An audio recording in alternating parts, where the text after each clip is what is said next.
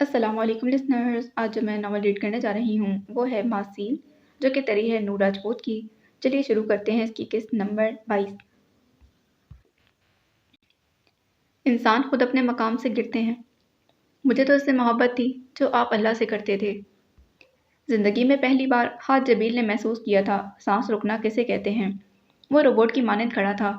ایمان کے لفظوں نے اس کی دنیا ہلا دی تھی۔ اس کی ساکن بتلیاں سکڑنے اور پھیلنے لگی تھیں۔ پیوست لبوں میں جنبش ہوئی۔ وہ اس سے محبت کرتی تھی۔ وہ کیسے نہ جان پایا؟ میں سوچتی تھی میں کمزور دل ہوں، کیسے سہ پاؤں گی میرا پسندیدہ شخص جب کسی اور کا ہوگا۔ پر میں نے یہ نہیں سوچا تھا میرا پسندیدہ شخص جب میرا دل توڑے گا تو کیسے سہوں گی۔ اس کے ہونٹ نیلے پڑنے لگے تھے۔ حاج جبیل نے اسے نہیں دیکھا۔ وہ دیکھ ہی نہیں سکتا تھا۔ اس کی نظریں سامنے جمی تھیں، نیٹ کے جال پر، جبکہ ایمان کی نظریں اس پر تھیں، اس کے پھٹے ہونٹ سے بہتے خون پر، اس کی نیلی بڑھتی آنکھ پر۔ ذہانت جب چالاکی میں بدلنے لگے تو انسان شیطان بننے میں زیادہ وقت نہیں لگاتا۔ اس نے سینے کے مقام پر ہوتی جلن کو دباتے کہا۔ پھر وہ پلٹ گئی تھی۔ ہاتھ نے پہلی بار پلکیں جھپکیں، یوں جیسے روبوٹ میں جان پڑ گئی ہو۔ ایمان کے ہاتھ میں وہی بیگ تھا، آرجے والا۔ اس کا وجود بھیگ چکا تھا۔ وہ دو چار قدم پھر چل کر رک گئی۔ اس نے جھٹکے سے پلٹ کر ہاتھ کو دیکھا۔ وہ اسے ہی دیکھ رہا تھا۔ دونوں کی نظریں ٹکرائیں۔ ہمیں اپنے حصے کی محبت اللہ سے خود کرنی پڑتی ہے، میں یہ بھول گئی تھی۔ وہ سانس لینے کو رکی۔ اور آج سے میں یہ بھول گئی کہ حاج جبیل کون ہے۔ اس کا لہجہ نارمل تھا۔ حاج جبیل خاص تھا، پر آج وہ عام لڑکی اس خاص کو عام کر گئی تھی۔ کوئی شکوہ، کوئی شکایت، کوئی حقارت نہیں تھی، بس اقرار سے انکار تک محبت کی عجیب حقائق تھی۔ میٹھی چبھن سے شروع ہو کر جلا کر بھسم کر دینے والی روایت تھی۔ وہ قدم قدم چلتی دور ہوتی گئی۔ اس نے پلٹ کر نہ دیکھا۔ اسے پلٹ کر دیکھنا ہی نہیں تھا۔ ابھی کچھ دیر میں محسن وہ پتھر ٹوٹ جائے گا۔ میں اس کی سرد مہری پر محبت مار آیا۔ وہ اس کے سامنے نہیں روئی تھی، پر اسٹیڈیم سے باہر نکلتے ہی اس کا دل شدت سے چاہا کہ وہ چلائے، ساری دنیا کو بتائے کہ اس کے ساتھ کیا ہوا تھا، کیوں ہوا تھا۔ ہاتھ میں پکڑے آرجے والا بیگ وہیں سڑک پر گر گیا۔ عبدل کہیں نہیں تھا۔ وہ فٹ پاتھ پر چلتی جا رہی تھی جب اچانک ایک گاڑی جھٹکے سے اس کے قریب آ کر رکی۔ وہ چلتی رہی۔ اس کے آنسو بارش کے پانی میں گھل مل گئے تھے۔ کوئی گاڑی کا دروازہ کھول کر باہر نکلا۔ ایمانے، کسی نے اسے پکارا، پر وہ سن نہیں رہی تھی۔ ایمانے، چلو میرے ساتھ، اچانک کسی نے اس کے سامنے آتے اسے کندھوں سے تھام کر کہا۔ ایمان نے سر اٹھا کر دیکھا۔ اس کے سامنے ہیزل کھڑی تھی۔ اسے وہاں بھیجنے والا عبدل تھا، پر وہ خود پتہ نہیں کہاں چلا گیا تھا۔ چلو چلتے ہیں۔ روبوٹ بن چکی ایمان کو اس نے گاڑی میں بٹھایا اور پھر پراٹھے بھرتی گاڑی وہاں سے بھگا کر لے گئی تھی۔ اسٹیڈیم کی کرسیوں میں سے ایک پر وہ بیٹھا تھا، سر جھکائے، ہونٹ اور منہ سے بہتا خون بند ہو چکا تھا۔ اس کا دماغ سائیں سائیں کر رہا تھا۔ جو کچھ ابھی ہوا تھا وہ خود سمجھ نہیں پایا تھا۔ ایمانے، ایمان، آخر کون تھی وہ لڑکی؟ وہ خود بھی نہیں جانتا تھا۔ عبدل کہاں گیا تھا کچھ پتہ نہیں تھا، وہ جیسے غائب ہو گیا تھا۔ ہیزل ایمان کو لے کر اپنے گھر آ گئی تھی۔ ایمان کا دماغ جیسے جمسا گیا تھا۔ وہ سپاٹ چہرہ لیے کھڑی تھی۔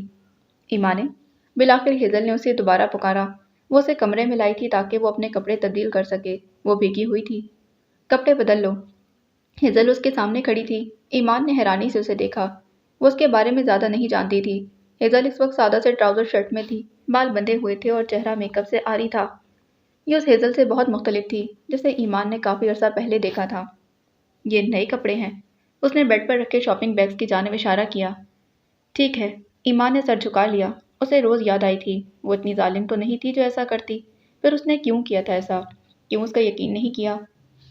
وہ آنسوؤں کو پینے لگی۔ ہیزل اس کی ایک ایک حرکت نوٹ کر رہی تھی۔ وہ دونوں دوسری بار ایک دوسرے سے مل رہی تھیں اور دونوں بدل چکی تھیں۔ جب ایمان بیگ اٹھا کر ڈریسنگ روم میں چلی گئی تو ہیزل نے گہرا سانس خارج کیا۔ وہ کمرے سے باہر نکل آئی۔ اسے اب ایمان کے لیے کچھ کھانے کو بھی بنانا تھا۔ اس نے سارے ملازموں کی چھٹی کر دی تھی۔ اب وہ اپنے کام اکثر خود کر رہی تھی۔ وہ میگی کے لیے باریک باریک سبزیاں کاٹتی، ایمان کے بارے میں ہی سوچ رہی تھی۔ جانے کیوں ہیزل کو اسے ایک پل کے لیے بھی نفرت محسوس نہیں ہوئی۔ وہ عبدل کی ایک کال پر بھاگی چلی آئی تھی۔ تقریباً آدھے گھنٹے بعد اس نے ایمان کو سیڑھیاں اترتے دیکھا۔ وہ بہت ہی کھلے ٹراؤزر پر گھٹنوں تک آتی ٹیپنگ گھیرے دار ٹاپ پہنے ہوئے تھی۔ ہم رنگ سکارف سر پر جمع تھا، بال فولڈ تھے۔ ہیزل اسے دیکھے گئی۔ عبدل کتنے اچھے سے جانتا تھا کہ وہ کن کپڑوں میں آرام دہ محسوس کرتی تھی۔ وہ خاموشی سے آ کر لاؤنج میں رکھے صوفوں میں سے ایک پر بیٹھ گئی تھی۔ کھانا لاؤں؟ ہیزل نے سوال کیا۔ ایمان اسے خالی خالی نظروں سے دیکھنے لگی۔ مجھے بھی بھوک لگی ہے کافی، مجھے بس میگی بنانی آتی ہے، وہی بنائی ہے۔ سپر سٹار دی ہیزل ملک عام انسانوں کی طرح اس کے سامنے کھڑی تھی۔ ایمان نے ہاں میں گردن ہلا دی اور کچھ دیر بعد ہیزل 2 باؤل اس کے سامنے رکھ کے بیٹھی تھی۔ عبدل کہاں ہے؟ ایمان پہلی بار کچھ بولی۔ ہیزل خاموشی سے اسے دیکھنے لگی۔ اس کی آنکھیں سوجی ہوئی تھیں اور چہرے پر ذرا بھی تازگی نہیں تھی۔ کچھ بارش میں بھیگنے کی وجہ سے اس کی حالت اب غیر ہو گئی تھی۔ میں نہیں جانتی، ہیزل نے ہولے سے جواب دیا۔ اس نے کبھی بتایا نہیں۔ ایمان بھی سر جھکائے سنتی رہی۔ اس نے تھوڑا سا کھایا اور پھر اٹھ کھڑی ہوئی۔ ایسے موسم میں وہ روز کے ساتھ مل کر کوکنگ کرتی تھی۔ تم یہاں محفوظ ہو ایمان نے؟ ہیزل نے اس کا ہاتھ پکڑا، جبکہ ایمان کا دل چاہا وہ پھٹ پڑے اور چیخ چیخ کر اسے بتائے کہ وہ کہیں محفوظ نہیں تھی۔ اسے محفوظ ٹھکانے سے نکال کر پتھریلے راستوں پر بھٹکنے کے لیے چھوڑ دیا گیا تھا۔ تھینک یو، میں بس آج رات یہاں رکنا چاہتی ہوں، صبح ہوتے ہی چلی جاؤں گی۔ اس نے سہولت سے اپنا ہاتھ چھڑایا اور پھر تیزی سے سیڑھیوں کی جانب بڑھ گئی۔ اسے نئی جگہوں پر نیند نہیں آتی تھی، وہ جانتی تھی اس کی رات آنکھوں میں ہی کٹنے والی تھی۔ ساری رات برسنے کے بعد اگلی صبح مطلع صاف تھا۔ ساری رات آنکھوں میں کاٹنے کے بعد جانے کب اس کی آنکھ لگ گئی اور جب آنکھ کھلی تو سفید پردوں سے سورج کی روشنی اندر آ رہی تھی۔ اس نے آنکھیں کھول کر دوبارہ بند کرنے کی کوشش کی تو جلن کے باعث وہ کراہ کر اٹھ بیٹھی۔ آنکھوں میں شدید قسم کی درد اور جلن تھی۔ اس نے ہاتھوں سے اپنی آنکھوں کو چھوا، اسے تکلیف کا احساس ہوا۔ کل رات جو ہوا اس کا اثر کسی حد تک کم تھا، شاید اس لیے کہ رات گزر چکی تھی۔ رات کے پہر انسان کی تکلیف 4 گنا بڑھ جاتی ہے، انسان 4 گنا کمزور پڑ جاتا ہے۔ روشنی اور اجالا انسان کو ہمت اور طاقت بخشتا ہے۔ اس نے گہرا سانس لیا اور سر جھٹک کر ہاتھ کے خیال سے پیچھا چھڑانا چاہا، پر وہ ایک بھی پل اس کے دماغ سے نہیں نکلا تھا۔ وہ فریش ہو کر نیچے آئی تو ہیزل کسی سے فون پر بات کر رہی تھی۔ ہیزل ملک جو فیصلہ کر لے اسے پیچھے نہیں ہٹتی، میں کسی سے نہیں ڈرتی۔ وہ غصے میں تھی۔ میں نے کہا نا، شوبز چھوڑ دیا ہے تو مطلب چھوڑ دیا۔ جیسے ہی اس کی نظر ایمان پر پڑی اس نے فون بند کر دیا۔ آؤ ایمانے، اب کیسی ہو؟ وہ مسکرا کر پوچھنے لگی۔ مجھے کام سے جانا ہے، کیا آپ مجھے لے جائیں گی؟ پچھلے 10 گھنٹوں میں اس نے ایک فیصلہ کیا تھا کہ وہ ماسیل کو جانے سے پہلے سچ بتا کر جائے گی۔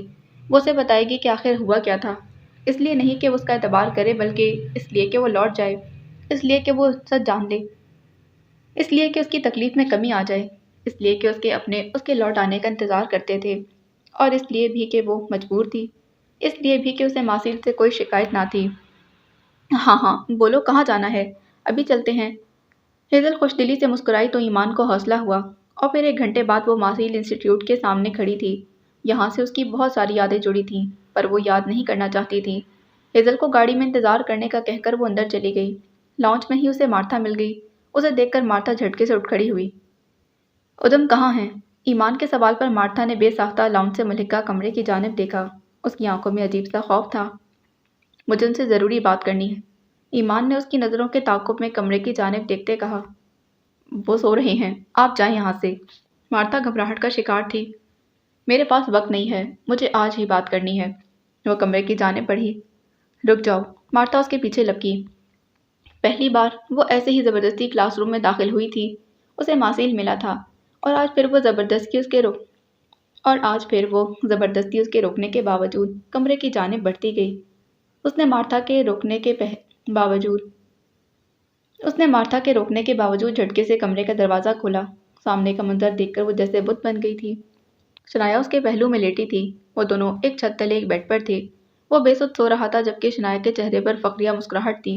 اس نے پہلے ایمان کو حیرت سے دیکھا اور پھر مسکرا دی۔ وہ جسے چاہتی تھی حاصل کر چکی تھی۔ جیت کی خوشی سے سرشار وہ ایک ایسے شخص کے ساتھ رات بتا چکی تھی جس کا اسے کوئی جائز رشتہ نہیں تھا۔ جو اللہ کو نہیں مانتے ان سے دور رہنا چاہیے، ان میں خوف نہیں ہوتا، اور جن میں خوف نہیں وہ آسانی سے گر جاتے ہیں۔ دادی اماں کے الفاظ چیخ چیخ کر اس کی سماعت سے ٹکرانے لگے۔ اس نے جھٹکے سے دروازہ بند کر دیا۔ اس نے اپنے دل کی دھڑکن پہلی بار اتنی واضح محسوس کی تھی، اور جن میں خوف نہیں ہوتا وہ آسانی سے گر جاتے ہیں، وہ آسانی سے گر جاتے ہیں، وہ آسانی سے گر جاتے ہیں۔ اس کا وجود کانپنے لگا۔ بار بار یہی الفاظ اس کی سماعت سے ٹکرانے لگے تھے۔ اس نے بہت عرصے بعد اپنے وجود کو کانپتے دیکھا تھا۔ وہ جھٹکے سے مڑی اور تیز تیز چلنے لگی۔ وہ گر گیا تھا۔ وہ ایک عروس تھا جسے اپنی حدوں میں رہنا نہیں آیا تھا۔ وہ سب، جنت، جہنم، خدا، سب جھوٹ ہوا تو؟ مرنے کے بعد کوئی زندگی نہ ہوئی، کوئی حشر نہ ہوا تو کیا ملے گا تمہیں اپنی عبادتوں سے؟ اپنی نیکیوں کی وجہ پھر کیا ملے گا؟ اگر یہ سب جھوٹ بھی ہوا تو مجھے کوئی نقصان نہیں ہوگا، لیکن آپ سوچیں اگر یہ سب سچ نکلا تو کیا ہوگا؟ حشر واقعی ہوا تو کیا ہوگا؟ آپ کا نقصان ہوگا۔ پتہ ہے کیا نقصان ہوگا؟ جانتا ہوں، جنت نہیں ملے گی۔ نہیں، جنت شاید مل جائے آپ کی کسی نیکی کے بدلے پر پر آپ کو ایمان نہیں ملے گی۔ ایک عورت کی دی گئی تکلیف دوسری عورت ہی کم کر سکتی ہے۔ شنایا یہ جانتی تھی اور اسے یہ موقع ملا تھا۔ ماسیل اس کی باہوں میں بکھرا تو اسے سمیٹنے کا موقع مل گیا۔ وہ ٹوٹ گیا تھا بری طرح سے۔ وہ بھلا کیسے جڑا رہتا؟ ٹوٹ کر جڑا رہنے کا ہنر تو خدا والوں کے پاس ہوتا ہے، جو انہیں تھام کر رکھتا ہے، جبکہ تو کسی خدا کو مانتا ہی نہیں تھا۔ اس کا گرنا تو پھر طے تھا۔ وہ جب کسمسا کر اٹھا تو شنایا کو محبت پاش نظروں سے خود کی جانب دیکھتا پایا۔ وہ اس کے بے انتہا قریب لیٹی تھی اور جانے کب سے اسے دیکھ رہی تھی۔ پہلے پہل تو ماسیل کو خواب لگا۔ اس نے آنکھیں بند کر کے دوبارہ کھولی تو شنایا خوبصورتی سے مسکرا دی۔ اس بار ماسیل کو پوری آنکھیں کھولنا پڑی تھیں۔ وہ جھٹکے سے اٹھ بیٹھا۔ اس کے جسم پر شرٹ نہیں تھی۔ وہ گزری رات یاد کرنے لگا۔ ایمان سے ملنے کے بعد وہ ساحل سمندر پر گیا تھا اور وہاں سے پار اس نے شنایا کو کہا تھا وہ اسے لے گئی تھی۔ وہ ڈرگس لینا چاہتا تھا اور شنایا نے اسے ایسا کرنے دیا تھا۔ ایمان کی اس کی زندگی میں آنے کے بعد اس نے نشہ آور ادویات نہیں لی تھی، پر وہ جس قدر ٹوٹا تھا اسے لگتا تھا یہ نشہ اس کی تکلیف کم کر دے گا۔ شنایا اس کے ساتھ تھی۔ وہ اسے ویسے ہی محبت کرتی تھی جیسی وہ چاہتا تھا۔ ساری رات اس نے بار میں گزار دی۔ صبح شنایا اسے گھر لے آئی تھی۔ شام کو اسے ہوش آیا تو اس کی حالت بگڑنے لگی۔ ہوش میں آنے کے بعد اسے صرف ایک چہرہ نظر آتا تھا اور وہ ایمان کا تھا۔ ایک خیال آتا کہ ایمان نے اس کی قیمت وصول کی تھی اور یہ خیال اس کی نسیں چیرنے کی مانند تھا۔ موسم خراب ہوا تو شنایا نے گھر جانے سے منع کر دیا۔ وہ جو کہہ رہا وہی کر رہی تھی۔ اس نے شراب پی اور اس قدر پی کہ اپنے حواس کھونے لگا، اور یہ موقع شنایا کے لیے اچھا تھا۔ شنایا نے پورے ہوش و حواس میں اسے قبول کیا۔ وہ حواسوں میں ہوتا تو بھی یہی کرتا۔ ایمان کا خیال اسے آری کی طرح کاٹ رہا تھا۔ اس کے جسم میں وحشت پنپنے لگی تھی۔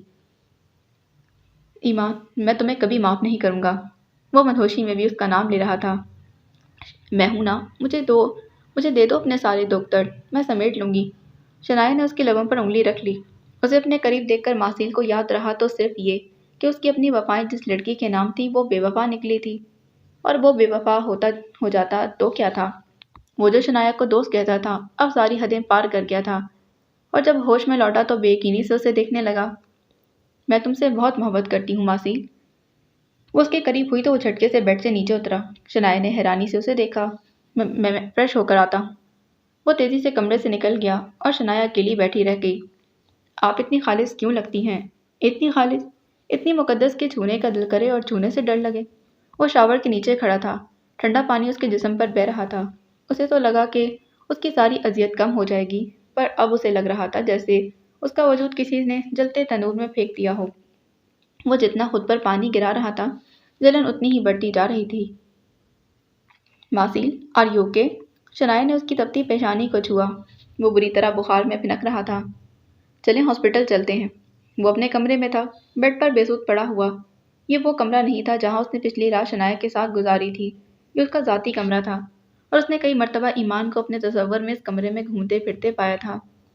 جاؤ یہاں سے، ماسیل نے غنودگی کی کیفیت میں کہا۔ نہیں، میں نہیں جاؤں گی، ہمیں ہاسپٹل جانا ہے۔ وہ ضدی ہوئی۔ پلیز جاؤ یہاں سے۔ اس کا ہاتھ اپنی پیشانی سے ہٹا کر وہ کرا رہا تھا۔ پورا جسم جیسے دہک رہا تھا۔ محبت تو ہمیں پابند کرتی ہے، کسی اور کا ہونے نہیں دیتی، بلکہ ایک طرفہ خاموش محبت میں تو کوئی خسارہ بھی نہیں ہوتا، نہ پانے کی چاہ، نہ کھونے کا ڈر۔ ایمان کی باتیں چاروں جانب گونج رہی تھیں۔ ماضی کسی فلم کی طرح تصور کے پردے پر چل رہا تھا۔ فرض کرو تمہیں کسی سے یک طرفہ محبت ہو جائے، جیسے میں تم سے کرتا ہوں، تو کیا کرو گی؟ پابند رہوں گی۔ کب تک؟ جب تک محبت رہی۔ کتنی عجیب منطق تھی اس کی محبت کو لے کر۔ اس کا ماننا تھا محبت انسان کو مضبوط بناتی ہے، یک طرفہ خاموش محبت انسان کو بھٹکنے نہیں دیتی۔ تو پھر آج وہ کیا تھا؟ کیا اس کی محبت ختم ہو گئی تھی؟ کیا وہ اب ایمان سے محبت نہیں کرتا تھا؟ وفا یا بے وفائی کرنا تو ہر انسان کا اپنا ظرف ہوتا ہے۔ ایمان بے وفا تھی تو وہ کیوں قائم نہیں رہ پایا؟ جبکہ ایمان نے تو کبھی محبت کا دعویٰ نہیں کیا تھا، پر اسے تو محبت تھی نا، وہ کیسے بھٹک گیا؟ وہ کیسے کر گیا تھا یہ؟ اسے لگا وہ سانس نہیں لے پائے گا۔ پورا جسم پسینے میں بھیگنے لگا۔ وہ کیسے بھٹک گیا تھا؟ وہ کیسے گر گیا تھا؟ آخر کیوں؟ اس کا ضمیر اسے کچوکے لگا رہا تھا، حالانکہ اس نے پہلی بار زنا نہیں کیا تھا۔ اس کے نزدیک تو یہ زنا تھا بھی نہیں، وہ تو اس سب کا عادی تھا، پر کیوں اسے اتنی تکلیف ہو رہی تھی؟ آخر کیوں؟ اور جن میں خوف نہیں ہوتا وہ آسانی سے گر جاتے ہیں۔ تم رات بھر کہاں تھے؟ مرتضی اس کی نیلی آنکھ اور پھٹے ہوئے ہونٹ کو دیکھتے پوچھنے لگا۔ ادھر ہی تھا۔ ہاتھ نے الماری میں رکھا وہ بیگ کوئی 20ویں بار دیکھا تھا۔ آر جے برانڈ کا وہ بیگ جو ایمان کی ملکیت تھا، وہ سڑک پر ہی کہیں گر گیا تھا، جسے وہ اٹھا لایا تھا اور بار بار نکال کر دیکھ رہا تھا، خود کو یقین دلانے کی کوشش کرتا کہ وہ بیگ نہیں ہے جو اسے خواب میں نظر آتا تھا۔ یہ پر ہر بار اسے مایوسی کا سامنا کرنا پڑتا، کیونکہ یہ وہی بیگ تھا۔ یہ سب کیا ہے ہاتھ؟ اس کے بگڑے چہرے کو دیکھ کر مرتضی نے تشویش سے پوچھا۔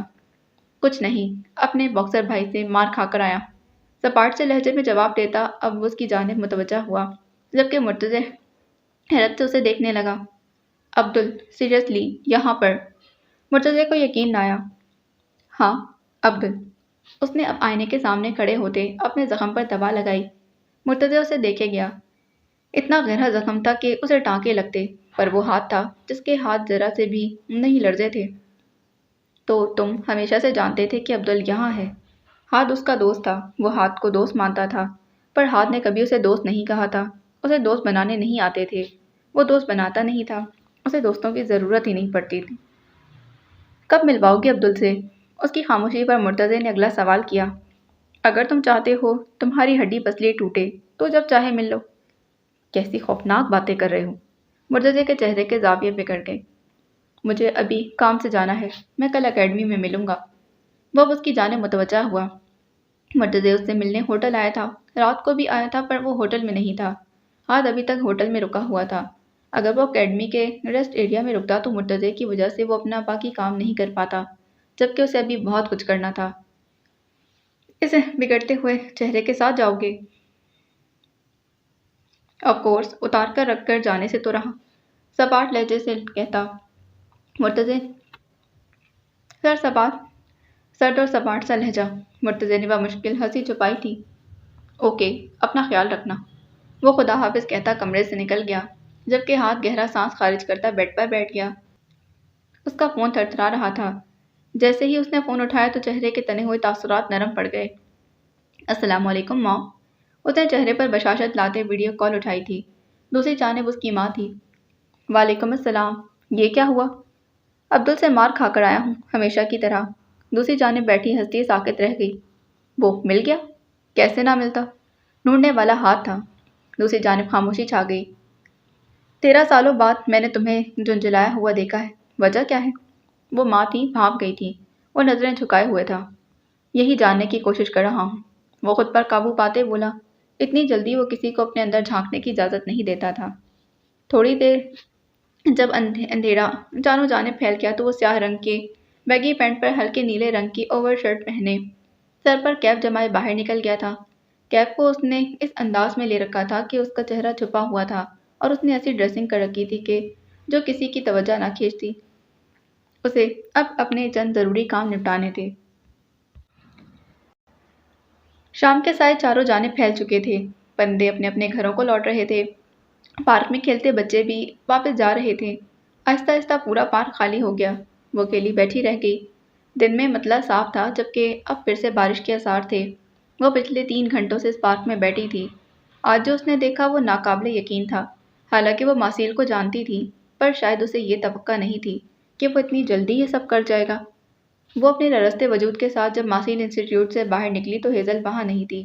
اس کی گاڑی کھڑی تھی، جبکہ وہ خود جانے کہاں چلی گئی تھی۔ ایمان کے پاس نہ اس کا نمبر تھا نہ گھر کا پتہ۔ وہ اسے کیسے ڈھونڈتی؟ اور جو اس وقت اس کی حالت تھی وہ وہاں سے پیدل ہی بھاگنے لگی۔ اسے بہت دور جانا تھا، ماسیل کی سیاہی سے بہت دور نکل جانا چاہتی تھی، وہ جہاں اس کا نام بھی نہ ہو۔ جانے وہ کتنی دیر چلتی رہی۔ کندھوں پر شال لپیٹے وہ پارک میں بیٹھی تھی۔ دماغ بری طرح فریز ہو چکا تھا، یوں جیسے سن ہو گیا ہو، سوچنے سمجھنے کی صلاحیت کھو چکا ہو۔ مغرب ہوئی تو اس نے آسمان کی جانب دیکھا۔ میں آج تک یہ سوچتی رہی کہ آخر مجھے ادم جمیل سے محبت کیوں نہیں ہوئی۔ اس کی اتنی محبت کے باوجود وہ میرے دل میں جگہ کیوں نہیں بنا پایا۔ مجھے اسے ہمدردی ہوتی تھی اے رب، پر آج سمجھ آیا۔ میرے دل میں تو تو بھی رہتا ہے نا۔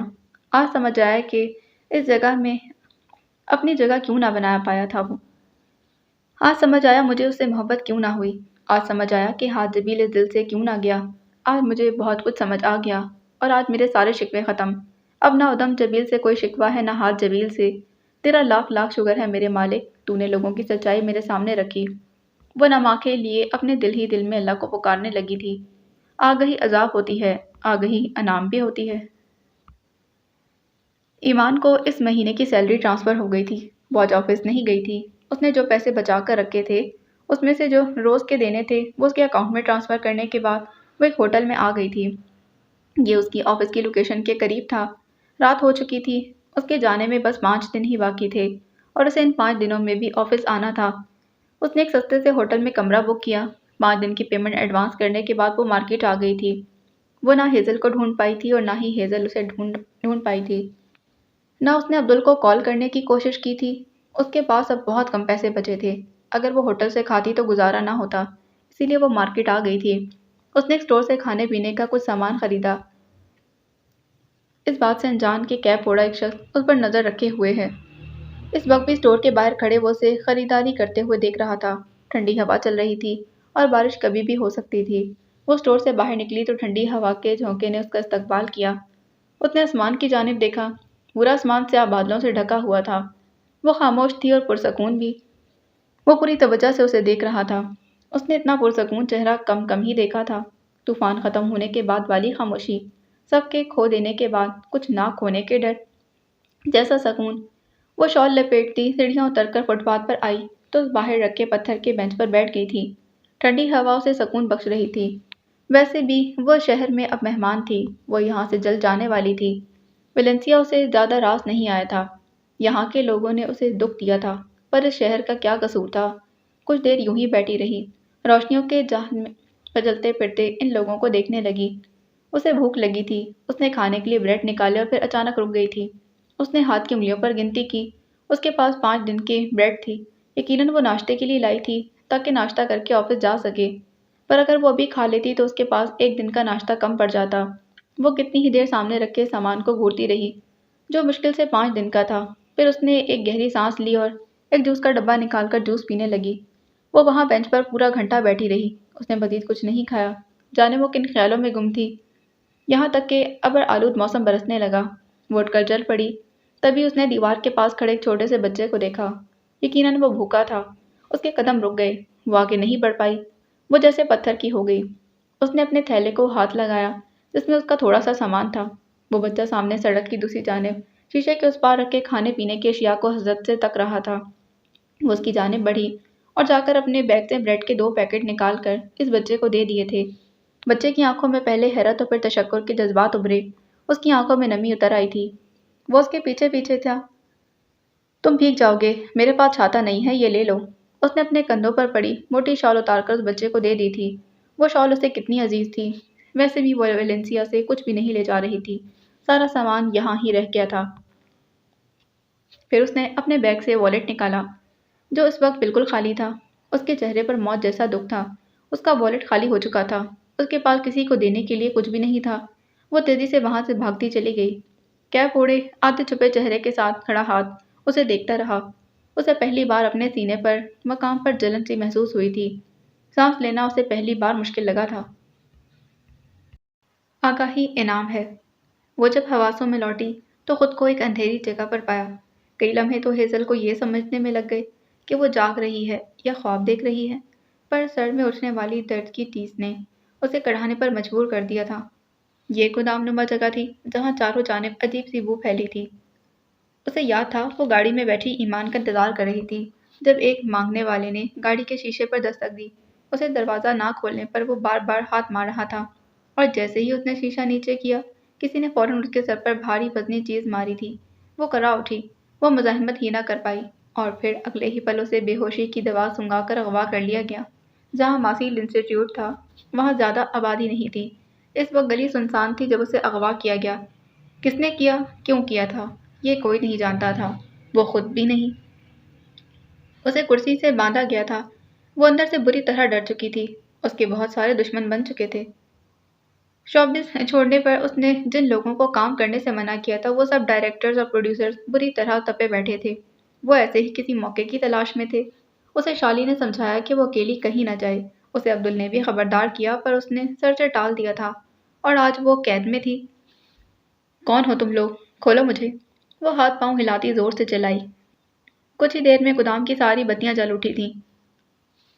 तेज रोशनी उसकी आंखों से टकराई तो उसने फौरन आंखें बंद कर ली थीं। कुछ देर बाद खोली तो चारों जानिब देखा। वहां कोई नहीं था। ये एक गोदाम था जहां चारों जानिब गंदम और चावल के थैले थे। अचानक उसे अपने पांव के अंगूठे पर चुभन का एहसास हुआ। उसने नीचे देखा तो एक मोटा ताजा चूहा उसे काटने की कोशिश कर रहा था। हेजल की दिल दहला देने वाली चीख उभरी थी। उसने पांव को झटका दिया और दोनों पांव ऊपर उठा लिए थे।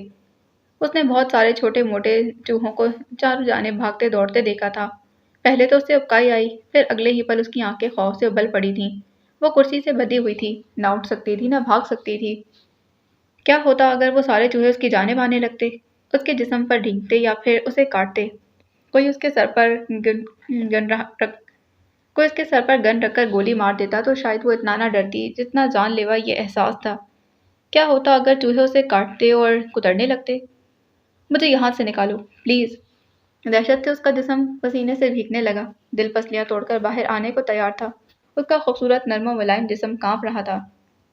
चारों जानिब फैली बदबू और मोटे मोटे भागते चूहे उसकी जान निकाल रहे थे। वो चीखती रही पर कोई ना आया। और फिर उसने देखा वो चूहे उसकी जानिब बढ़ रहे थे। वो चलने लगी, खुद को छुड़ाने लगी, हलक के बल चिल्लाने लगी। कोई ना आया, ना वो खुद को छुड़ा पाई थी। इस वक्त खौफनाक मंजर उसकी आंखों के सामने लहराया जब उसने चूहों को कुर्सी से ऊपर की जानिब चढ़ते देखा। एक उसकी टांग पर चढ़ रहा था। हेजल को लगा वो अब सांस नहीं ले पाएगी। उसे लगा था वो हार्ट अटैक से मर जाएगी। उसने शिद्दत से चाहा कि वो मर जाए, पर वो ना मरी। वो गला फाड़कर चिल्ला रही थी। उसने पूरी हिम्मत करके कुर्सी को झटका दिया था। फिर दाएं जानिब गिरी। चूहे भाग गए थे। उसका सर जमीन पर लगा था, सर फट चुका था। वो कुर्सी से बंधी एक जानिब पड़ी थी। शोर की आवाज़ सुनकर सारे चूहे इधर-उधर भाग गए थे। वो फटी-फटी निगाहों से पड़ी रही। पेशानी से खून बह रहा था। हेज़ल मलिक थी सुपरस्टार, जो अपनी मर्जी की मालिक थी, जिसने लोगों को हमेशा अपने फ़ायदे के लिए तब तक इस्तेमाल किया जब तक उसे ज़रूरत थी। वो हेज़ल मलिक जो जादूगरनी के नाम से मशहूर थी, जो घमंडी थी, जिसके एक इशारे पर सब रुक जाता था। वो हेज़ल मलिक जिसने अपनी मर्जी से शोहरत चुनी और अपनी मर्जी से ठुकरा दी थी। वो हेज़ल मलिक आज इस मकाम पर थी कि उसके जिस्म पर चूहे रेंग रहे थे। वो कई लम्हे सुन लेटी रही और फिर फूट-फूट कर रो दी थी। 26-27 साला ज़िंदगी आंखों के सामने फ़िल्म की तरह चलने लगी। ये तो तय था कि उसे जिसने भी वहाँ कैद किया था उसका मकसद सिर्फ हेज़ल को डराना था, ताकि वो अपनी बात मनवा सके। पर ये कौन था और ये सब क्यों कर रहा था? वो नहीं जानती थी। वो पहली बार बुरी तरह रोई थी। पहली बार उसने पूरे दिल से इतना खौफ महसूस किया। पहली बार उसे किसी से इतना डर लगा था, और वो ज़ात खुदा की थी। और फिर टिक की आवाज़ से मज़ीद रोशनियाँ जल उठी थीं। उसने लेटे-लेटे भारी बूटों की आवाज़ सुनी थी, जो उसे अपनी जानिब बढ़ते ही सुनाई दे रहे थे। 1, 2, 3, 4।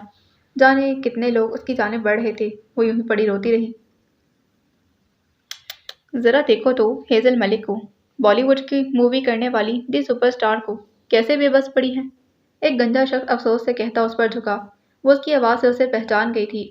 ये डायरेक्टर के साथ साथ हेज़ल का एक पुराना दोस्त था, जिससे वो बहुत पहले पर्सनल और प्रोफेशनल दोनों ताल्लुक ख़त्म कर चुकी थी। हाल ही में उसने हेज़ल से अपने ताल्लुकात इस्तवार करने की कोशिश की। उसने हेज़ल को एक फ़िल्म ऑफ़र की थी, जिसमें कुछ ऐसे सीन्स थे जिनकी बिना पर हेज़ल ने इनकार कर दिया। ये डायरेक्टर लोग ये डायरेक्टर लूप्स था, जिसके बहुत से फ़ोटोशूट उसने रद्द कर दिए थे। सिर्फ तुम्हारी वजह से मेरा जितना नुकसान हुआ है तुम सोच भी नहीं सकती। तुम्हें ये सारा नुकसान भरना होगा। लुपिस अच्छा इंसान नहीं था, तभी हेज़ल ने उसे दोस्ती ख़त्म की थी, पर वो इस कदर गिरा हुआ था जो उसे आज पता चला था। उसने अपनी सिसकियों पर काबू पाते सुर्ख आंखों और खून आलूद पेशानी से उसे घूरा। रस्सी जल गई थी पर बल ना गई। वो झटके से उठ खड़ा हुआ। आज यहाँ हर तरह का फ़ोटोशूट होगा, कैमरा लगाओ। वो पुरलुत्फ़ अंदाज में बोला। 2 लड़कों ने आगे बढ़कर उसकी कुर्सी उठाकर सीधी की। वैसे भी तुम शोबिस छोड़ चुकी हो, जाते जाते मेरा काम ही कर जाओ। वो एक आंख दबाकर हबासत से मुस्कुरा दिया था। तुम्हारे पास 2 ऑप्शंस हैं, मेरी मूवी करो इन तमाम सीन्स के साथ जिनकी बिना पर तुमने मूवी रिजेक्ट की थी, या फिर इसी गोदाम में मैं तुम्हें चूहों का शिकार बनने के लिए छोड़ देता हूँ। पर इससे पहले हम तुम्हारे ऐसे फ़ोटोशूट्स करेंगे कि तुम सोच भी नहीं सकती। दोस्त जब दुश्मन बन जाए तो वो शैतान को भी पीछे छोड़ देता है। और इस लोपेस इंसानियत के और इस वक्त लोपेस इंसानियत के दर्जे से बहुत नीचे गिर चुका था। हेज़ल खामोशी से सब सुनती रही। उसकी आंखों में आंसू किसी इंसान के डर से नहीं थे, बल्कि आज उसे कोई और ज़्यादा शिद्दत से याद आ रही थी। ये तो तय था कि कुछ भी हो जाता हेज़ल वापस नहीं जाने वाली थी। वो जिस फील्ड को छोड़ आई थी, दोबारा उसमें कदम नहीं रखना चाहती थी। तुम्हें लगता है तुम मुझे डराकर अपना मकसद पूरा कर लोगे? वो किसी जख्मी नागिन की तरह फिनकारी। डर तो तुम चुकी हो, बस अब तुम्हारी हाँ बाकी है। उसने एक लड़के को इशारा किया तो वो कॉन्ट्रैक्ट लेकर आगे बढ़ा। इस पर साइन करो और इज्जत के साथ वापस जाओ। ये मूवी का कॉन्ट्रैक्ट था जो वो उससे साइन करवाना चाह रहा था। तभी किसी ने गोदाम का दरवाज़ा झटके से खोला। वो सब चौंक गए। 2-4 आदमियों ने अपनी पिस्तौलें तान ली थी। आने वाले आते ही दरवाज़ा बंद कर चुके थे। हिलना मत, वरना गोली मार दूंगा। ट्रिगर पर उंगली रखते एक हट्टे कट्टे बदमाश ने दरवाजे पर खड़े शख्स से कहा, जिसके सर पर टोपी जमी थी। उसने गर्दन उठाकर इन लोगों को देखा। ओ माय गॉड, तुम लोग इतनी बदबू में कैसे ठहरे हो? वो नाक पर हाथ रखते हुए आगे बढ़ा। मैंने कहा वहीं रुको। गन थामे शख्स ने गोली चलाई, पर निशाना दीवार कर लिया ताकि वो डर कर रुक जाए। वो इन सब के लिए अनजान शख्स था जिसके होंठ और आंख पर पट्टी थी, बाल पेशानी पर बिखरे पड़े थे। ओलिये से वो कोई टीनेज लड़का लगता था। हाँ ठीक है, मैं रुक जाता हूँ, पर मुझे मिस्टर लुपेस को कुछ दिखाना है। ये एक वीडियो है। उसने पैंट की जेब से फ़ोन निकाला। कोई वीडियो था। उसने फ़ोन आगे किया। लुपेस के चेहरे पर परेशानी के आसार थे। उन्होंने इतनी राजदारी से काम किया था, फिर वो लड़की तक वहाँ कैसे पहुँच गया था और उसे पता कैसे चला? देख लें, कि आपके काम की वीडियो है। एक लड़का आगे आया था। उसने फ़ोन लेकर लुपेस के पास किया। जैसे ही लुपेस ने वीडियो को देखा, उसकी आंखें फट गईं। पापा, पापा प्लीज़ हेल्प मी। ये लुपेस की 8 साला बेटी थी, जो कुर्सी पर बंधी थी।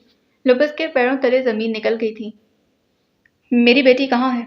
लुपेस ने फ़ोन ज़मीन पर दे मारा। वो उसकी जानिब गुस्से से बढ़ा। तुम आगे बढ़े तो अपनी बेटी के लिए मुश्किलें बढ़ा दोगे। इस बार उसका लहजा बहुत ही सर्दो सपाट सा था। कुछ देर पहले नजर आने वाला टीनेज लड़का गायब हो चुका था और अब उसके सामने मास्टरमाइंड खड़ा था, जो ना किसी को हाथ लगाता था और ना खुद को लगाने की इजाज़त देता था। जान के बदले जान। अगर तुम चाहते हो कि तुम्हारी बेटी बच जाए तो हेज़ल को इज्जत के साथ जाने दो। लुपिस ने गुस्से से मुठ्ठियां भींची। उसने सोचा ही नहीं था ऐसा भी कुछ हो जाएगा। बेटी से बढ़कर तो कुछ नहीं था। उसने हेज़ल को खोलने का इशारा किया, जो हैरत से इस कैप वाले लड़के को देख रही थी। कोट पैंट की जेबों में हाथ डाले खड़ा था। वो अपनी जगह से नहीं हिला। उसे ज़रूरत ही नहीं थी। वो जानता था हेज़ल खुद उस तक पहुंच जाएगी, और यही हुआ। एक लड़का उसकी रस्सियां खोलकर उसे सहारा देता उस तक लाया था। मेरी बेटी कहाँ है? लोपेज ने अपने खौफ पर काबू पाते जबड़े भींचे। तुम्हारी बेटी तुम्हारे घर पहुंच जाएगी, अगर तुमने कुछ गलत हरकत ना की तो। सर्द लहजे में उन्हें वार्न करता हुआ हेज़ल को लेकर बाहर निकल आया। कोई उसे रोक नहीं पाया था। कोई रोक सकता ही नहीं था। उसने बाहर निकलकर हेज़ल को रुमाल दिया, जिसे हेज़ल ने अपनी पेशानी पर रखा, जहाँ तक खून बहकर खुश्क हो चुका था। वो उसे लेकर गाड़ी की जाने बढ़ा। हेज़ल उसे नहीं जानती थी, पर यह समझ गई थी कि वो उसके लिए मसीहा बनकर आया था। वो सारे रास्ते खामोश रही, सीट से टेक लगाए आंखें मूंदे बैठी रही। वो खामोशी से ड्राइव करता रहा। अब उसने चेहरे से पट्टी उतार फेंकी थी। हेज़ल के दिमाग में अब तक वही मंजर चल रहा था। मुझे लगा था मैं कब्र में हूँ। वो आंखें बंद किए हौले से बड़बड़ाई। कब्र के मनाजिर इससे भी खौफनाक होते हैं। हेज़ल ने तड़प कर आंखें खोल दी। उसी खौफ ने उसे हलक के बल चिल्लाने पर मजबूर कर दिया था। उसी खौफ ने उसकी जान निकाल दी थी। कायम रहना दुनिया का सबसे मुश्किल काम है। वो सामने देखते गाड़ी चला रहा था। मैं कायम रहना चाहती हूँ, वो डुबडुबाई आंखों के साथ बोली। जो कायम रहते हैं खुदा उन्हें रुसवा नहीं होने देता। तुम कायम रहना चाहती हो, इसीलिए मुझे तुम्हारी मदद के लिए भेजा गया। कौन हो तुम? गाड़ी एक झटके से रुकी। हाथ जबील, अब्दुल जबील का भाई, वो सपाट लहजे में बोला, जबकि आंखें सामने सड़क पर जमी थी। 1 महीने बाद वो अब्दुल था जिसके रिलीज प्ले सॉन्ग ने दुनिया में हलचल मचा दी थी। उसकी आवाज़, उसकी एक्टिंग, उसका फॉलन एंजल का किरदार, उसका दर्द और उसका हुलिया लोगों को आरजे याद दिला गया था। वो रातों रात जैसे पूरे सोशल मीडिया पर छा गया था। चारों जानिब एक ही नाम था, अब्दुल दी फॉलन एंजल। आज उसका कॉन्सर्ट था। اتنی عوام اس نے پہلے نہیں دیکھی تھی۔ وہ اسٹیج پر کھڑا تھا، اسپاٹ لائٹ کی روشنیوں میں۔ 1 مہینہ گزر گیا تھا اس واقعے کو۔ اس نے 1 مہینے سے ایمانے کی خبر نہیں لی تھی۔ وہ ہاتھ سے نہیں ملا تھا۔ اس نے ہیزل کو فون کیا تھا۔ وہ گم ہو گیا تھا۔ ایک ایسی دنیا جہاں وہ اپنے سارے درد بھول جانا چاہتا تھا، جہاں وہ بھول جانا چاہتا تھا کہ وہ ایمان نامی لڑکی سے کوئی تعلق رکھتا تھا، پر وہ بھول نہیں پایا تھا، ایک پل کو بھی نہیں۔ وہ ایک پل بھی اسے ذہن سے نہیں نکال پایا تھا۔ وہ حیران تھا، اس نے اتنا اطمینان کیسے کسی کے چہرے پر نہیں دیکھا۔ اس نے اتنا اطمینان کبھی کسی کے چہرے پر نہیں دیکھا تھا جتنا اسے ایمانے کے چہرے پر نظر آتا تھا۔ پتہ نہیں ایمانے نے ہاتھ کو کیا سزا سنائی تھی، پتہ نہیں وہ واپس جا چکی تھی یا نہیں، پتہ نہیں ادم جمیل سہ پایا تھا یا نہیں، پتہ نہیں ہاتھ جمیل کیا پلان کر رہا تھا۔ وہ کچھ نہیں جانتا تھا، وہ جاننا چاہتا بھی نہیں تھا۔ وہ تو خود الجھ گیا تھا۔ تیز اسپاٹ لائٹ کی روشنی اور بے پناہ ابھرتے شور میں وہ چونک کر جیسے ہال میں پلٹا۔ اس کے سامنے ایک بڑا مجمع تھا۔ 1 مہینے میں اس نے بے پناہ شہرت حاصل کی تھی اور آج اس کا کنسرٹ تھا۔ اس کی چاروں جانب لاتعداد عوام تھی، پر اتنی عوام میں بھی وہ اکیلا تھا۔ اس کے لمبے بال آدھے پونی ٹیل میں قید تھے، تو چند نیلی لٹیں جس کے چہرے کے دونوں جانب بکھری ہوئی تھیں۔ آنکھوں پر چشمہ لگائے وہ اپنی خوبصورت آنکھوں میں ابھرتے درد کو سب سے چھپا گیا تھا۔ ٹیٹو والے کسرتی بازو اور بھرپور سراپا لوگوں کو ہوٹنگ پر مجبور کر رہا تھا۔ وہ کافی شاپ پر بیٹھی تھی، کرسی سے ٹیک لگائے، نظریں جھکی ہوئی تھیں۔ وہ کچھ لکھنے میں مگن تھی۔ جھکی تیری پلکوں میں مل جائے مجھے پناہ۔ اس نے آواز کا ایسا جادو جگایا کہ لوگوں کو ہپنوٹائز کر دیا۔ لوگوں کے ہجوم سے دور، بہت دور، وہ اکیلی کھڑی تھی، کندھے پر آرجے کا بیگ لٹکائے۔ وہ اسے ہی دیکھ رہی تھی، اس کی کامیابی پر دل و جان سے خوش تھی۔ پلکیں گہرے، آنکھوں بھری، رہ جائے میرے نشان۔ صرف گٹار کی دھن پر گاتا عبدل عوام کو پاگل کر گیا تھا۔ وہ مسکرا کر اسے ہی دیکھ رہی تھی، اتنی مسکراہٹ، اتنی پرخلوص تھی جتنی وہ خود۔ ہاتھ نے اس کا دل توڑ دیا تھا، اس پرفیکٹ لڑکے نے جو اسے ہمیشہ سے عزیز تھا۔ وہ ٹوٹے دل کے ساتھ کھڑی مسکرا رہی تھی۔ وہ پلٹ گئی تھی، اسے پلٹ جانا تھا۔ وہ آہستہ آہستہ قدم اٹھاتی اسے دور جا رہی تھی۔ عبدل نے پٹ سے آنکھیں کھول دیں، وہ کہیں بھی نہیں تھی۔ وہ اسے ہجوم میں ڈھونڈتا رہا، پر وہ ایمانے تھی، وہ اسے ہجوم میں نہیں ملنے والی تھی۔ 1 مہینے میں 30 دن ہوتے ہیں، ایک دن میں 24 گھنٹے، اور ایک گھنٹے میں کئی لمحے، اور وہ ہر لمحہ مری تھی، پل پل۔ سلمیٰ بیگم کا چہرہ اسے ہمیشہ وہ وعدہ یاد دلاتا جو اس نے ان سے کیا تھا کہ وہ کبھی نہیں بھٹکے گی، وہ کبھی کسی غیر شخص کو اپنی زندگی میں جگہ نہیں دے گی، یہ کہ وہ قائم رہے گی۔ اسے یاد تھا جب وہ واپس آئی تھی، اسے پاکستان آئے ابھی 10 دن ہوئے تھے۔ وہ نماز پڑھ رہی تھی جب اس کا فون بجنے لگا۔ بیڈ پر پڑا اس کا فون مسلسل بج رہا تھا۔ سلمیٰ بیگم نے جب دیکھا تو فون اٹھا لیا۔ بہت سکون میں ہو نا تم، میرا چین پر بات کر کے؟ معسول کی آواز ابھری تھی، اور اس آواز میں بہت کچھ تھا، غصہ، درد اور شکوے، سب کچھ۔ کون؟ سلمیٰ بیگم کی پیشانی پر شکنیں پڑ گئیں۔ دوسری جانب وہ ٹھٹک گیا تھا، آواز تو ایمان کی تھی۔ ایمان سے بات کرنی ہے۔ وہ اخلاقیات کا قائل نہیں تھا، اس نے پوچھنا بھی گوارا نہیں کیا وہ کون تھی۔ ایمان نماز پڑھ رہی ہے، سلمیٰ بیگم نے سادہ لہجے میں جواب دیا۔ نماز، واؤ! دوسری جانب سے تصدیق آمیز لہجے میں کہا گیا تھا، اور پھر اس کا کہکرا ابھرا۔ اس سے پوچھنا ایسے نمازیں قبول ہو جاتی ہیں؟ طنز ہی طنز تھا۔ سلمیٰ بیگم نے نماز پڑھتی ایمان کو دیکھا، وہ خاموش ہو گئی۔ آپ یقیناً وہی ہستی ہیں جس کے لیے اس نے میرے دل سے کھیلا، آپ یقیناً اس کی مدر ہیں۔ اسے بس اتنا کہہ دیجیے کہ وہ میری خدا سے نفرت کی ایک اور وجہ ہے، کہہ کر فون بند کر دیا۔ سلمیٰ بیگم نے حیرانی سے فون کو دیکھا۔ ایمان نے سلام پھیرا، پھر اس نے سلمیٰ بیگم کو دیکھا۔ یہ کون تھا؟ کیا کہہ رہا تھا؟ سلمیٰ بیگم کا دل تیزی سے دھڑکنے لگا تھا۔ یہ وہ تصور ہی نہیں کر سکتی تھی کہ ان کی بیٹی کبھی کچھ غلط کر سکتی تھی۔ ایمان نے اپنی ماں کے چہرے کو دیکھا، جن کے چہرے پر خوف کے آثار واضح تھے۔ یہ تو ہونا ہی تھا، جلد یا بدیر، نماز پڑھ کر آتی۔ اور ایمان بنت عبداللہ اپنی ماں سے جھوٹ نہیں بول سکتی تھی۔ اس نے پھر سے نیت باندھ لی۔ سلمیٰ بیگم اسے دیکھتی رہی، وہ اسی جگہ بیٹھی اس کا انتظار کرتی رہی۔ ایمان نے نماز پڑھی اور دعا مانگ کر اٹھ کھڑی ہوئی۔ اس کے پاس اب مانگنے کو زیادہ کچھ نہیں تھا، سوائے اس کے، اے اللہ مجھے بخش دے۔ وہ اٹھ کر ان کے قریب جا کر بیٹھ گئی تھی۔ یہ کون تھا؟ کیا کہہ رہا تھا؟ میرا دل بہت ڈر رہا ہے۔ وہ ایمان جو اپنی ماں کو اس پریشانی سے بچانا چاہتی تھی، اس نے انہیں سب سچ بتا دیا تھا۔ کیسے ادم جمیل کے باپ نے اسے فون کیا، کیسے سلمہ بیگم کے آپریشن کے پیسے دیے، کیسے اس کا باپ چاہتا تھا کہ وہ پلٹ آئے، اور کیسے ایمان اسے اپنا نہیں پائی تھی۔ ہاتھ جمیل والے حصے کو وہ بالکل ہی چھپا گئی تھی۔ یہ نہ بتایا کہ اسے استعمال کیا گیا تھا، نہ یہ بتایا کہ اس کے ساتھ کیا ہوا۔ وہ اچھا انسان ہے امی، پر میں ایک اور عبداللہ ہاشم کو برداشت نہیں کر سکتی۔ وہ سر جھکائے کہہ رہی تھی، جبکہ سلمہ بیگم حیرانی سے اسے دیکھے جا رہی تھی۔ انہوں نے یہ کیسے سوچ لیا تھا کہ ان کی بیٹی کی زندگی میں کوئی مرد نہیں آئے گا؟ وہ کیسے بھول گئی تھیں کہ باہر کی دنیا گھر کی چار دیواری سے الگ ہوتی ہے۔ اب تو لڑکیاں گھروں میں چار دیواری کے اندر رہتے ہوئے اتنا کچھ کر جاتی ہیں کہ والدین کو خبر نہیں ہوتی۔ وہ تو پھر سات سمندر پار اکیلے رہ رہی تھی۔ وہ تو پھر ایسی لڑکی تھی جس کا گریز، جس کا دائرہ لوگوں کو اس کی طرف کھینچتا تھا۔ میں محنت کر رہی، میں ان کے سارے پیسے لوٹا دوں گی، آپ پریشان نہ ہو۔ شنایا کے پہلو میں سویا ادھم جبیل اسے پوری جزیات سے یاد تھا۔ وہ بھولنا چاہتی تھی پر اس منظر کو بھول نہیں پائی تھی۔ کیا محبت کرنے والے ایسے ہوتے ہیں؟ اگر ایسے ہوتے ہیں تو شدت سے خواہش تھی اسے کسی محبت کرنے والے کہ اسے کوئی محبت کرنے والا نہ ملے۔ سلمہ بیگم اٹھ کر چلی گئیں اور وہ بیٹھی رہی خاموشی کے ساتھ، جانے اب تقدیر کون سا فیصلہ سنانے والی تھی۔ مجھے کہیں سکون نہیں ہے، ایک پل کے لیے بھی نہیں۔ میں جتنا اس کے خیالوں سے نکلنا چاہتا ہوں وہ اتنا ہی مجھ پر حاوی ہوتی ہے۔ وہ دونوں آمنے سامنے بیٹھ گئے تھے، وہ دونوں جنہیں ایما عزیز تھی پر وہ دونوں اسے رکھ نہ پائے تھے۔ معسیل نے اسے اپنی زندگی سے نکالا اور روز نے گھر سے، پر کیا ان کے نکالنے پر وہ زندہ نہ رہ پائی؟ کیا وقت نہیں گزرا تھا؟ پتہ نہیں ہمیں کیوں لگتا ہے کہ اگر ہمارے ساتھ کچھ برا ہوا تو ہم سہ نہیں پائیں گے۔